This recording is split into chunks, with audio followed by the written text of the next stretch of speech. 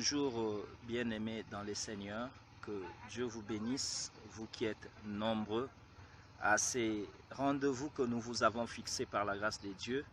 Nous croyons réellement que nous serons aussi bénis par votre réaction et votre participation à ce programme que nous avons intitulé Nase Anzete à Bokulaka. Que Dieu vous bénisse et shalom à vous. Vous qui êtes très nombreux à nous suivre, manifestez votre présence. Je salue tout le monde et que Dieu vous bénisse réellement. Vous êtes très nombreux de partout à manifester votre présence. Je vois déjà votre marque de sympathie. Que Dieu vous bénisse. Je suis content et je suis béni pour cela. Nous sommes là en ce moment un peu critique de l'histoire, mais nous sommes là avec la parole du Seigneur. Nous sommes avec la parole, pourquoi? Parce que ce n'est que la parole que nous avons. Nous n'avons rien d'autre que la parole. Et tout ce que nous avons, ce n'est que pour manifester quelque chose d'important, quelque chose de merveilleux, que nous avons reçu la volonté du Seigneur. Et quand on a la volonté de Dieu, que ce soit la science, que ce soit les analyses, toutes ces choses ne viennent que pour compléter, éclairer. Que Dieu vous bénisse, vous qui êtes là. Nase Anzete Bokulaka, en cet après-midi, de partout où vous êtes, j'aimerais vous dire, oui, il y a un verset que j'aimerais partager avec nous, des textes de la Bible. Merci beaucoup Jordan depuis Washington. Merci beaucoup au directeur de Firefogo TV, l'apôtre Glody Banda. Merci à vous tous qui nous suivez. Maman Abigail, que Dieu te bénisse pour tout ce que vous faites pour nous. J'aimerais vous inviter à lire avec moi Actes des Apôtres, chapitre 11, le verset 27 jusqu'au 30e. C'est un texte qui va canaliser mon message que je suis venu vous apporter, un message que je crois qui va réellement vous édifier. Et par ce message, nous allons annoncer de grandes choses, mais nous allons aussi, comme une voix pour l'Église, annoncer, apporter des recommandations, mais aussi comme une lumière pour les nations, dire des choses importantes parce que c'est à cela que Dieu nous a appelés. Nous avons été mandatés par lui et pour faire cela. Actes des Apôtres, je nous inviterai à faire cette petite lecture rapidement. Dans la Bible, dans les livres des Actes des Apôtres, au chapitre 11, le verset 27 jusqu'au 30e. Ce sont presque les 4 derniers versets de ce chapitre. En ces temps-là, des prophètes descendirent de Jérusalem à Antioche. L'un d'eux, nommé Agabus, se leva et annonça par l'Esprit qu'il y aurait une grande famine sur toute la terre. Elle arriva en effet sous Claude. Les disciples résolurent d'envoyer chacun selon ses moyens un secours aux frères qui habitaient la Judée. Ils le firent parvenir aux anciens par les mains de Barnabas et de Saul. Que Dieu vous bénisse réellement pour cela. Que Dieu vous bénisse de la France où vous nous suivez. Merci beaucoup El Sucre, merci à vous tous. Nous croyons réellement que Dieu est avec vous. Ndedi, que Dieu vous bénisse. Ce texte que nous venons de lire, c'est pour nous dire quelque chose de très important. Qu'est-ce que nous sommes venus partager avec nous? Bien-aimés dans les Seigneurs, nous sommes chrétiens. Nous sommes dans ce monde qui subit cette pandémie qui fait défrayer la chronique. Nous avons pris notre temps de réfléchir et de prier le Seigneur. Et voici ce à quoi nous aimerions nous entretenir. Premièrement, au travers de ce texte, c'est que la Bible dit des prophètes descendirent. Ils étaient à Jérusalem, ils sont venus à Antioche. Ils ne sont pas descendus à Jéricho car il y a deux descentes. On peut descendre de Jérusalem à Jéricho, ça c'est la déviation, la perversion. Mais on peut aussi descendre de Jérusalem à Antioche.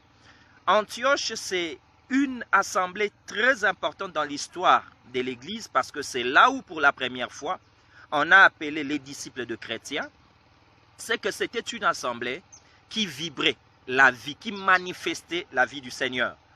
Et bien aimé dans les Seigneurs, la Bible dit ces prophètes descendirent. En venant, c'est l'image de ce que nous pleurons, de ce que nous gémissons pour voir.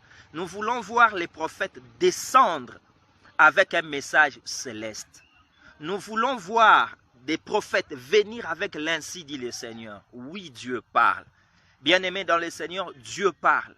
Et vous qui nous suivez, non, ne continuez pas seulement à nous suivre, que Dieu vous bénisse de partout où vous êtes, mais vous pouvez aussi, à partir d'un onglet, faire quoi? Partager, et ce message directement en live va être accessible à tous. Donc, partagez déjà ce message, ça vous donnera la possibilité d'entrer dans d'autres groupes et de partager. Nous sommes venus avec un objectif, toucher le plus possible de gens. Et la Bible dit, les prophètes descendirent à Antioche. Bien-aimés dans le Seigneur, nous avons besoin des inspirés, non pas des titres, mais de ceux qui viennent avec ce que le Seigneur leur a dit. Nous voulons que les hommes de Dieu assistent au conseil des dieux, que ça prenne le temps qu'il faudra. Mais en ressortant, nous voulons réellement qu'ils viennent avec l'ainsi dit le Seigneur. C'est à cela que ce premier mot de ce texte me ramène à nous dire, bien-aimés dans le Seigneur, les prophètes descendirent de Jérusalem à Antioche. Mais lorsqu'ils descendirent à Antioche, qu'est-ce qui s'est passé? Non pas pour se pervertir à Jéricho, mais pour édifier les disciples. Ils annoncèrent quelque chose, l'un d'eux bien sûr appelé Agabus. Acte 11, l'Esprit est déjà descendu. Acte 11, Jésus était déjà mort. Ça veut dire, tout était déjà accompli. Mais l'Esprit continuait d'agir jusqu'à présent. Toi qui ne crois pas au prophète, jusqu'à présent, le prophète parle. Dieu parle. La Bible dit Dieu parle tantôt d'une manière, tantôt d'une autre. C'est qu'il y a deux façons que Dieu peut utiliser. Une manière, c'est la manière classique, mais une autre manière, c'est la manière surnaturelle. Nous avons un Dieu vivant qui n'est pas resté seulement que dans la Bible, mais qui annonce sa parole par plusieurs moyens, comme nous pourrions le voir. Bien-aimés, que Dieu vous soutienne à comprendre ce message. La Bible dit, ils annoncèrent quelque chose, mais cette famine-là ne concernait pas l'Église. Cette famine-là non plus n'épargnait pas l'Église. C'est-à-dire, et l'Église et le monde, les nations, subissaient cette prophétie. N'est-ce pas la même chose avec cette pandémie? N'est-ce pas la même chose avec coronavirus? N'est-ce pas la même chose? Bien-aimés dans le Seigneur, les prophètes ont annoncé, je crois, plusieurs hommes de Dieu disent, mais où sont les prophètes? Il y a eu des messages qui ont dit cela, de plusieurs manières. Mais le problème, ce n'est pas l'annonce seulement, mais aussi l'attention et la compréhension. C'est par là que nous sommes venus vous dire. Dieu parle, mais sa parole prend trois formes, avec des exigences.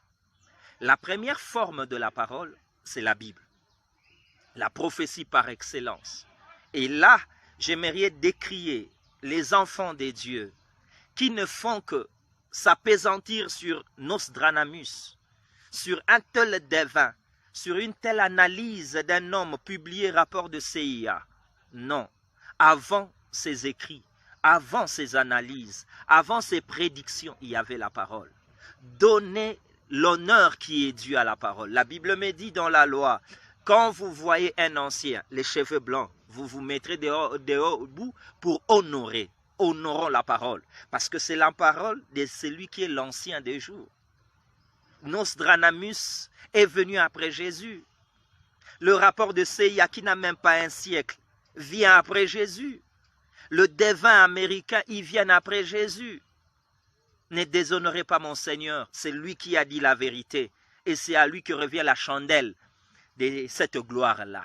Il l'a dit. S'ils étaient des dieux, pourquoi ils n'annonceraient pas des choses bien avant?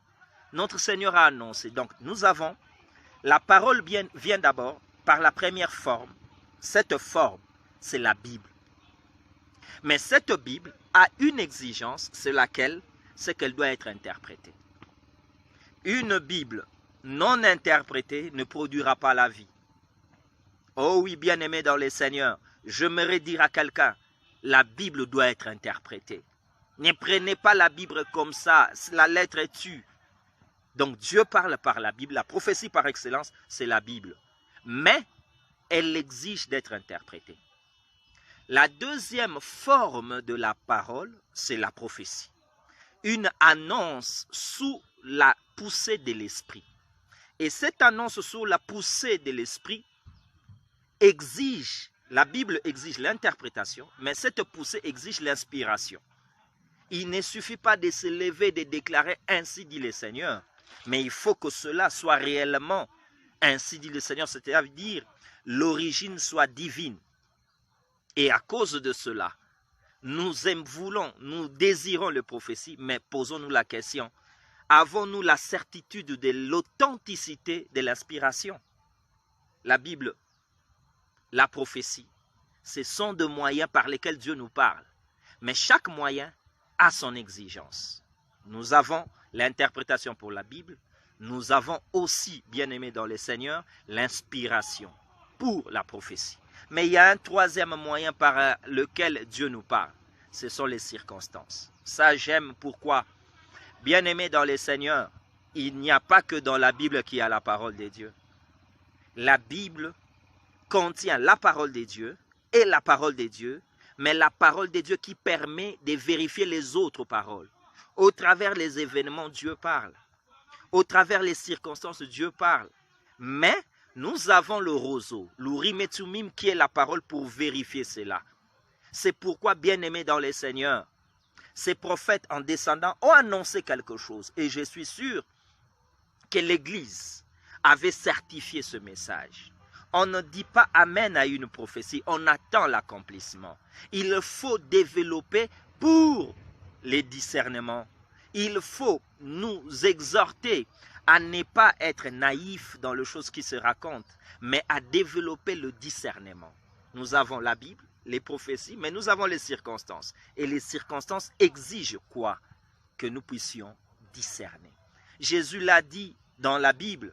La Bible dit dans Matthieu chapitre 16, verset 3, « Vous savez discerner l'aspect du ciel et de la terre, mais pourquoi êtes-vous incapable de discerner les signes des temps ?»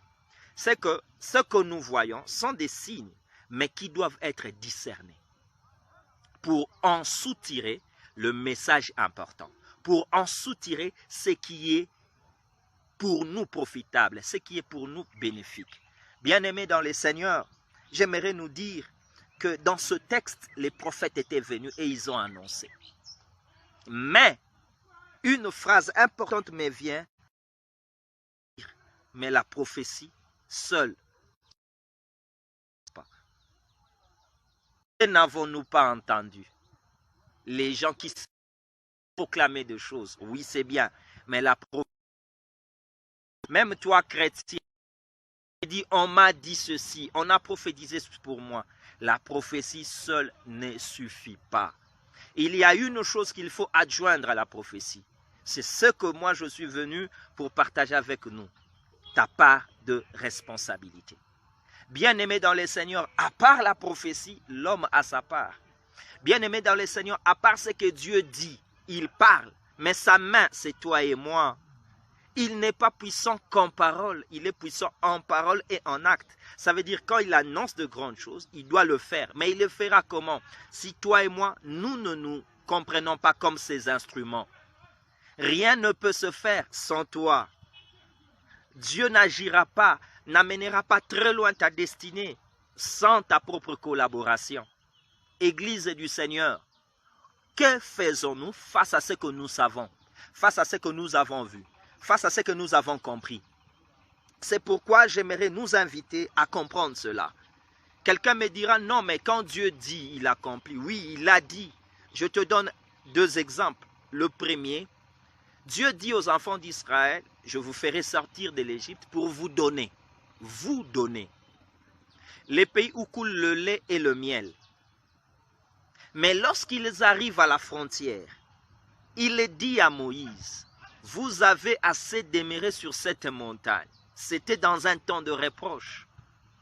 Oui, c'était dans un temps de reproche qu'il leur disait, pourquoi continuez-vous à demeurer sur cette montagne? Docteur, Maître Gédéon, pourquoi continuez-vous à demeurer dans la prière? Il y a des choses à faire aussi. Pourquoi continuez-vous à rester passif par rapport à l'actualité? Pourquoi continuez-vous à dire Dieu nous a dit qu'il nous donnera. Il a dit tournez-vous. Et j'aime ce verbe utilisé, allez prendre possession. Dieu leur dit, j'étais votre Dieu quand vous étiez berger. J'étais votre Dieu quand vous étiez esclave. J'étais votre Dieu quand vous étiez pèlerin. Mais moi, je veux aussi être votre Dieu quand vous deviendrez des conquérants. Les dieux de conquérants, que Dieu vous bénisse. Nous allons continuer la conquête par la parole de Dieu. Nous allons continuer. Que Dieu te bénisse, Abi. Que Dieu te bénisse. Nous allons continuer à conquérir. Dieu ne s'arrête pas. Parlez, bien-aimés dans le Seigneur. Dieu veut agir. C'est pourquoi il a reproché aux enfants d'Israël. Tournez-vous. Cela veut dire, même dans la direction où ils étaient, c'était une mauvaise direction. Quelle est cette direction? Je vais te scandaliser, ministre des dieux. C'est la direction où tu te dis, j'attends que le confinement s'arrête. Tu es en retard et tu es en erreur. N'attends pas le confinement. Il y a des choses à faire. N'attends pas qu'on lève les mesures. Parce qu'il y a des choses que Dieu attend de nous. Oui, que Dieu te bénisse, c'est un ministre. Oui, Moïse devait engager le peuple à l'action. C'était leur part de responsabilité face à la prophétie. Et l'homme selon le cœur de Dieu, David dira, Seigneur, tu m'as oint. Tu m'as utilisé puissamment. Mais tout ce que tu as fait, c'était pour me faire comprendre que je suis roi. Mais par quelle tribu dois-je commencer à monter? C'est dans 2 Samuel, ça j'aime. 2 Samuel chapitre 2, le 1er au 4e verset. Par quelle tribu je dois commencer ma conquête? J'annonce à quelqu'un, ton héritage est devant toi. Si tu n'avances pas, il ne viendra pas vers toi. Avance. En football, on dit il faut attaquer le ballon. Moi aussi, j'ai dit attaque ta prophétie. Attaque ta destinée. Oui, c'est ce que Dieu veut te dire. Nous avons une part face à tout ce que nous voyons. Les prophètes l'ont annoncé, c'est bien. Mais à nous maintenant, l'Église, il y a une part de responsabilité. Bien-aimés dans le Seigneur, c'est que cette part de responsabilité, c'est ce à quoi le Seigneur m'a mis à cœur pour que nous puissions partager. Dieu t'amènera très loin. Oui, t'amènera très très loin, mais avec ta collaboration. Oui, je répète cela. Et quelle est notre collaboration face à ce que nous voyons? Quelle est notre collaboration par rapport à ce que nous vivons aujourd'hui? J'aimerais dire à quelqu'un, c'est que les disciples, ayant entendu le prophète annoncer la famine, la Bible dit, les disciples résolurent. Voici les 2 mots que j'aimerais partager avec vous dans tout ce que je dis. Premièrement, les disciples. Deuxièmement, résolurent. Ils résolurent. Pourquoi les disciples au pluriel? Parce que il faut comprendre, il y a des choses pour lesquelles Dieu utilise des individualités. Mais il y a des choses pour lesquelles Dieu attend le communautarisme de son Église. Il est temps que nous soyons ensemble, que nous puissions avancer. Ministres des dieux, nous ne pouvons pas affronter les grands fléaux qui continueront à s'abattre sur l'humanité avec l'évangile si nous ne nous mettons pas ensemble. Bien-aimé, que Dieu te bénisse, le docteur du futur, mon docteur à moi. Merci beaucoup. Si nous ne nous mettons pas ensemble, je ne parle pas de l'écuménisme. Je ne parle pas je ne prêche pas l'unité, mais je parle du rassemblement. Que chacun se rassemble selon sa garnison. Dans le livre de Nombres chapitre 2, il est dit, chacun était sous la bannière de ses pères. Ma première idée que j'aimerais insister, c'est qu'il est temps d'avoir des états généraux de nos QG. Je ne demande pas tout le monde de se rassembler, mais je dis, si tu es un père, rassemble tes enfants. Si tu es un évêque, rassemble tes ministres sous ton autorité. Si tu es un maître, rassemble tes disciples. Nous sommes en train d'affronter des choses dont les individualités ne feront pas de très grands progrès. Il faudra de grandes choses. Il faudra de bonnes choses, mais ensemble. N'est-ce pas qu'il est dit? Certains projets échouent faute d'une assemblée qui délibère. N'est-ce pas? Que Dieu te bénisse, Papa Kinzundo aux États-Unis. Que Dieu te bénisse. Il est temps. La première des choses, les disciples. Quand je parle ainsi, c'est comme si j'annonçais à quelqu'un. Dieu a la provision, mais il dit, aussi longtemps, selon Marc chapitre 6, vous ne serez pas assis. Par groupe, je ne multiplierai pas les pains. Oh oui, et ma Bible me dit, les disciples le firent asseoir par groupe, des 50 et des 100 sur l'herbe verte. Je ne te demande pas de t'asseoir sur un pavé. Je ne te demande pas de t'asseoir au bord du chemin, tu deviendras Bartimée. Mais je te demande sur l'herbe verte, réunissons-nous. Nous sommes frères, n'est-ce pas que nous sommes disciples? Réunissons-nous. Nous sommes allés en ordre dispersé. Qu'est-ce que ça produit? D'autres par précipitation, d'autres par indépendance coupable, ont fauté. Rien ne remplacera un travail en groupe. Un travail en chaîne va très loin. Et il est bien fait. Car celui qui voudra tout faire tombera dans la généralité et il n'avancera pas. La première des choses, réunissons-nous, bien-aimés dans le Seigneur. Réunissons-nous. Nous sommes devant un problème où j'aimerais dire à quelqu'un, après Corona, ce ne sera plus comme avant. C'est pourquoi j'ai dit à un homme de Dieu, n'attends pas qu'on lève les mesures. Attaque cette réalité et changeons notre manière. Pourquoi j'ai dit changeons notre manière? Parce que j'aimerais dire à quelqu'un, tu as besoin de savoir que si tu ne fais rien, tu subiras. Et une phrase m'est venue en tête pour dire avec toi, ce sont les lecteurs qui payent aux écrivains. L'écrivain ne paye jamais à un lecteur pour qu'il soit lu. Mais c'est les lecteurs qui payent. Alors je t'ordonne, ne lis pas l'histoire. Viens avec moi, nous allons écrire l'histoire et d'autres liront. Nous sommes de ceux qui font l'histoire, de ceux qui l'écrivent et d'autres viendront la lire. N'est-ce pas, homme de Dieu? Sois avec moi. Merci, merci de manifester ton amen à ce que je dis. Merci, tu m'encourages. Merci beaucoup. Je ne lirai pas l'histoire, je l'écrirai parce que je la fais. Église du Seigneur, tu n'es pas la lectrice des histoires parce que tu dois payer. Les lecteurs ne payent pas à l'écrivain. Les lecteurs payent à l'écrivain et non le contraire. Je ferai l'histoire, je fais l'histoire, je l'écris et d'autres la liront. Peu importe leur critique historique, c'est moi qui serai compté auteur. C'est moi qui suis écrivain comme mon Dieu. Il a écrit sur le sable et plusieurs pensaient qu'il était négligent, qu'il était distrait. Il ne savait pas qu'il s'armait pour libérer cette femme adultère. Je t'attends, bien-aimé, écris l'histoire. Mettons-nous ensemble dans des QG. Pas tous au même endroit, c'est faux. Je ne crois pas à ça. Mais selon nos obédiences, comme on dit, réunissons-nous. Pour le deuxième mot, résolure, pour réfléchir, échanger et délibérer. Voilà ce que je donne comme définition. Il est temps de réfléchir, d'échanger.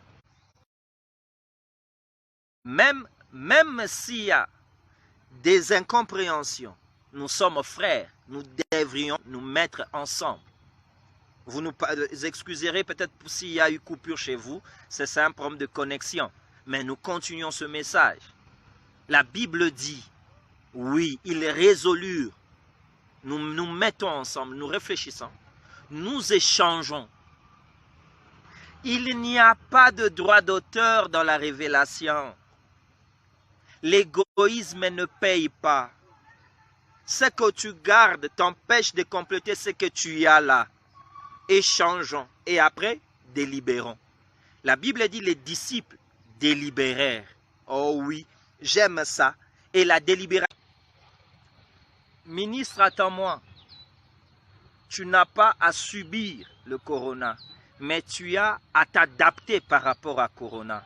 Tu dois t'adapter parce que après corona, ce ne serait plus comme avant corona. Nous devons apprendre à dévancer les choses, à les anticiper. Tel est le souci de Dieu. Tel est ce souci que nous sommes venus pour partager.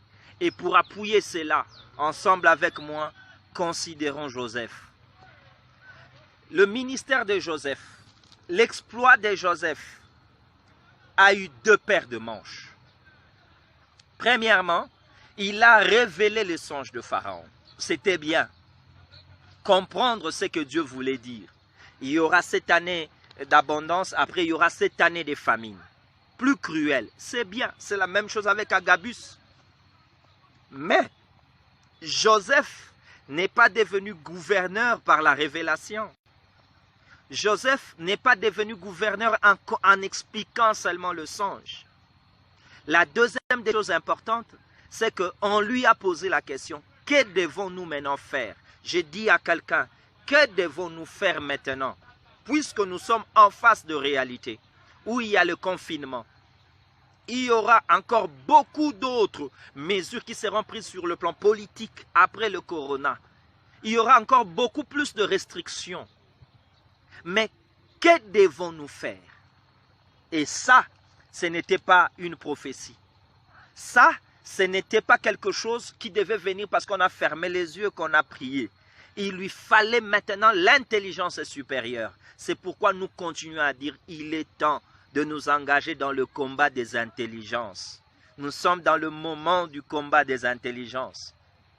Oui, bien-aimés dans le Seigneur, nous sommes en train de continuer notre manuscrit sur ce livre qui paraîtra d'ici là, le combat des intelligences. Parce que les gens doivent comprendre que la réponse de Joseph, elle est simple pour tous, nous qui lisons la Bible.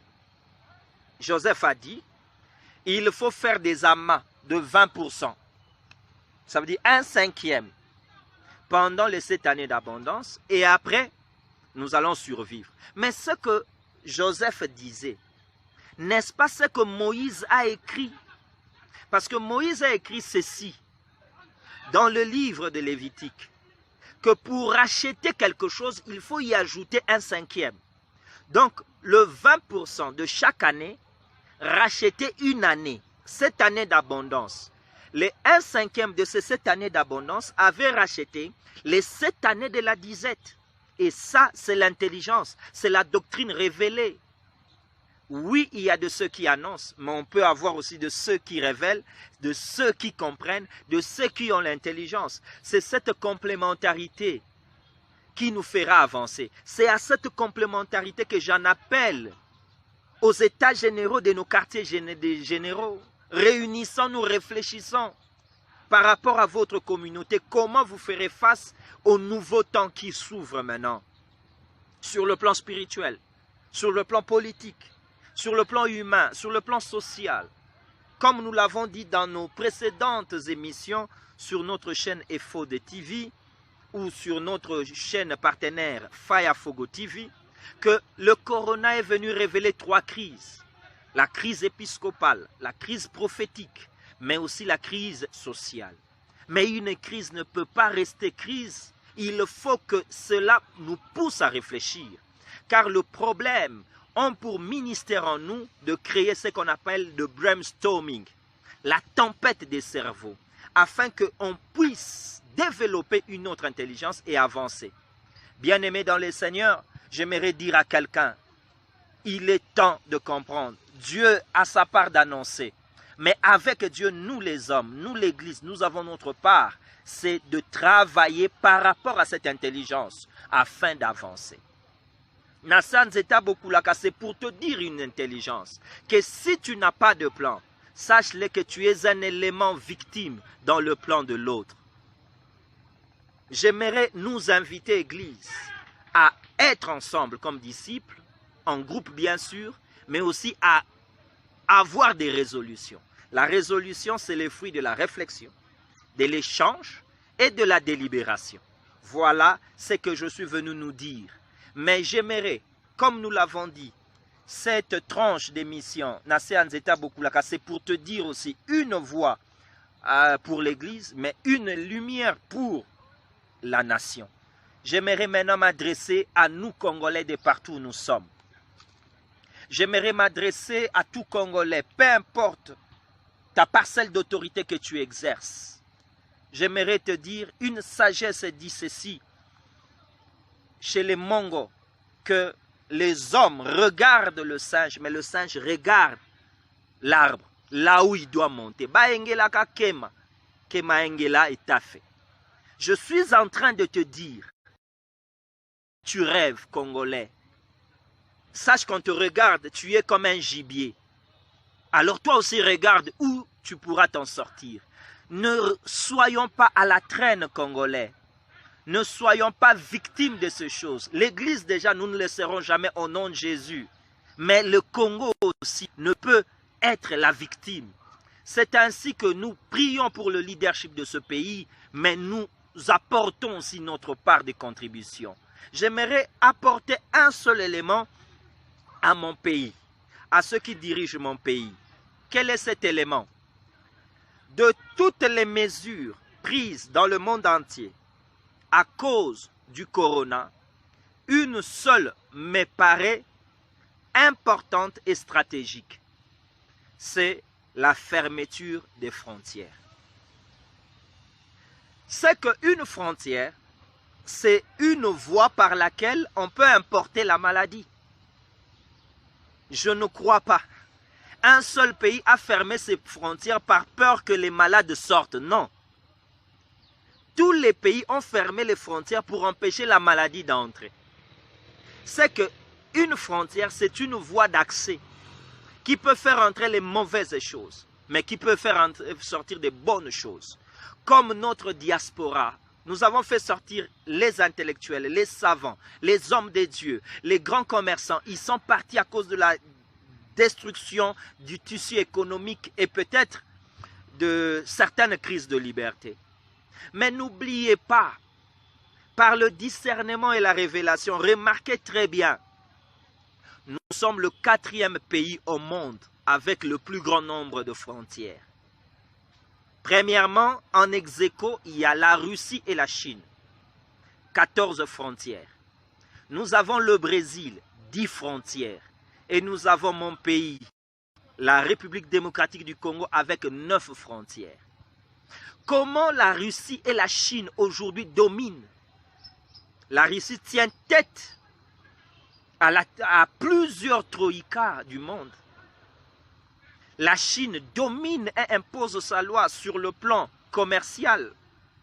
Le Brésil, en moins de 30 ans, est passé d'un pays très pauvre, très endetté, en un pays émergent. Et nous, où en sommes-nous? Prophétiquement, les 9 frontières veulent dire que nous, peuple congolais, nous pouvons aller partout. Comme il y a 9 manifestations du don de l'esprit, nous sommes capables d'aller partout. Et d'ailleurs, nous sommes partout. Mais, réfléchissons pour qu'après la réouverture des frontières, que nous sachions comment utiliser cette denrée que nous avons. De faire passer le Sud-Soudan au Cabinda. C'est par nous que la passerelle peut se faire. De faire passer le Centrafricain en Zambie, c'est nous. Nous avons cette possibilité de faire traverser l'anglophone du Rwanda vers le francophone du Congo-Brazza. Ça, c'est un enjeu géostratégique. Et je prie le Seigneur que l'on comprenne le pourquoi de ces choses. Bien sûr, cela n'est pas le sujet de ce numéro, mais c'est pour dire, Dieu a parlé. C'est notre part maintenant de faire quelque chose. Je prie que Dieu vous bénisse. Je prie que vous puissiez partager ce message. Mais vous me pardonnerez aussi s'il y a eu quelques perturbations par rapport à l'émission de ce message, dû bien sûr à la qualité de la connexion. Vous ne nous entendez point rigueur. Abonnez-vous sur notre chaîne EFODE TV parce que la suite en entièreté sera sur notre chaîne dès demain matin. EPHOD TV sur YouTube et vous aurez tous nos messages et nos émissions. Mais aussi sur notre chaîne partenaire et Fire Fogo TV, Fire en anglais, F-I-R-E, F-O-G-O TV. Abonnez-vous, vous serez chaque fois notifié pour le prochain numéro aussi. Que Dieu vous bénisse. J'aimerais dire à quelqu'un ce message important. Dieu a parlé, mais que fais-tu de ce que Dieu a dit? Si Dieu parle, l'homme doit comprendre, intérioriser. Après, savoir comment utiliser. je suis chrétien et je suis congolais. Je suis le plus béni de tous parce que j'ai rencontré Jésus, mais je suis béni de tous parce que c'est dans ce pays que Dieu a réservé une grande mission prophétique au temps de la fin. J'aimerais marcher dignement avec ces deux galons. Je suis chrétien et je suis congolais. Sois fier d'être congolais parce que c'est l'héritage de nos pères. C'était votre bien-aimé, Parfait Beau Pays. Que Dieu vous bénisse.